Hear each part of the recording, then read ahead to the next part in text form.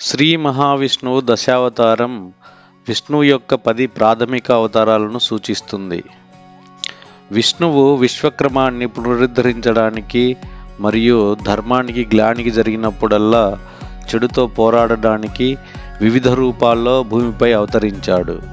ముఖ్యంగా మంచి మరియు చెడులను సమతుల్యం చేయడం ద్వారా విశ్వం యొక్క సంరక్షకుడిగా వ్యవహరించాడు.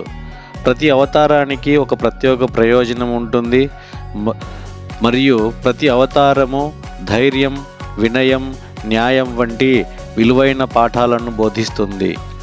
ఈ దశావతారాలలో మొదటి అవతారం మత్స్యావతారం. మత్స్యం అనగా చేప. ఈ అవతారంలో విష్ణువు 2 పనులు చేసినట్లుగా పురాణ గాథ. ప్రళయకాలంలో జీవరాశులను నావలో జలనిధిని దాటించినట్టు దాచడం, అలాగే వేదాలను కాపాడడం. రెండవ అవతారం కూర్మావతారం. కూర్మం అనగా తాబేలు.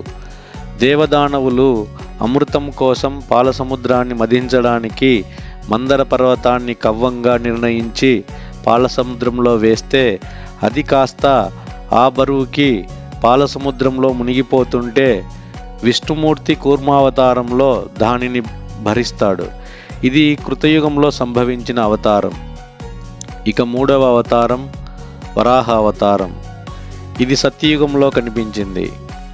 ఆ దేవదేవుడు వరాహ రూపంలో అవతరించాడు. హిరణ్యాక్షుడనే రాక్షసుడు ముల్లోకాలను అల్లకల్లోలం చేసి భూమిని పాతాళంలో పడవేసి బ్రహ్మ నిద్రిస్తుండగా వేదాలను తస్కరిస్తాడు.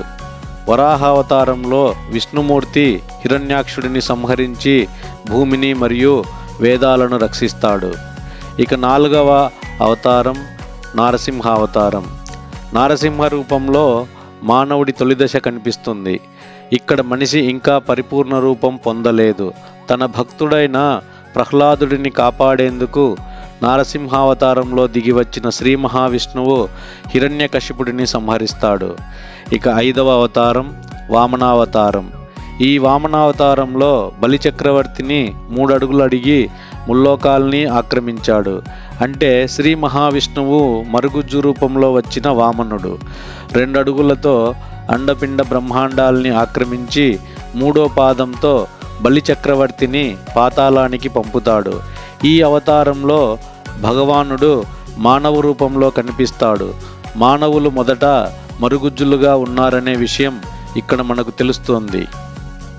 ఇక 6వ అవతారం పరశురామావతారం. ఇది త్రేతాయుగ ఆరంభంలో జరిగింది.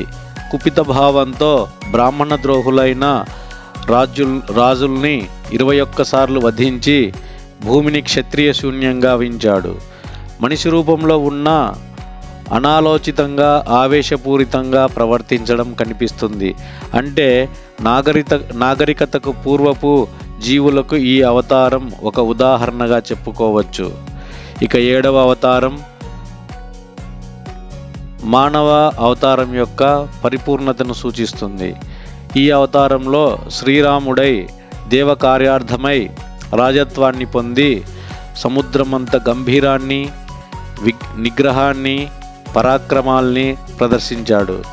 ఇక్కడ మనిషి సమాజంలో ధర్మం కోసం జీవించడం, తనకన్నా సమాజానికి ఎక్కువ ప్రాముఖ్యతనివ్వడం కనిపిస్తుంది. రామావతారం పరిపూర్ణ మానవుడికి ప్రతీకగా నిలుస్తుంది. మానవ జీవనం ఎలా సాగాలో ఆచరించి చూపిన రాముడు ఆదర్శ పురుషోత్తముడయ్యాడు, మర్యాద పురుషోత్తముడు కూడా అయ్యాడు. ఇక 8వ అవతారం కృష్ణావతారం. ఈ కృష్ణావతారం యొక్క ముఖ్య ఉద్దేశం భూభారాన్ని తగ్గించడం. బలరాముడు సోదరుడుగా శ్రీకృష్ణుడు జన్మించాడు. ధర్మ సంస్థాపన కోసం ధరించిన ఈ అవతారంలో అర్జునుడికి జ్ఞానబోధ చేసి కురుక్షేత్ర సంగ్రామంలో కౌరవులపై విజయం సాధించేందుకు ఆయన రథసారథిగా నిలిచాడు. శ్రీకృష్ణుడు ఇక్కడ మనిషి సమాజంలో ధర్మస్థాపన ఎలా చెయ్యాలో, ధర్మబద్ధంగా ఎలా జీవించాలో చేసి చూపించాడు అని పురాణాలు చెబుతున్నాయి. ఇక 9వ అవతారం బుద్ధావతారం.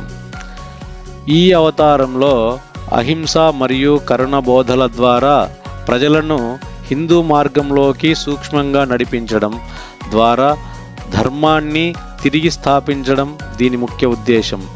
చాలా హిందూ సాంప్రదాయాలు బుద్ధుడిని 9వ అవతారంగా పరిగణిస్తున్నప్పటికీ కొన్ని దక్షిణ భారత వర్గాలు కృష్ణుడి సోదరుడైన బలరాముడిని 9వ అవతారంగా గుర్తించవచ్చు.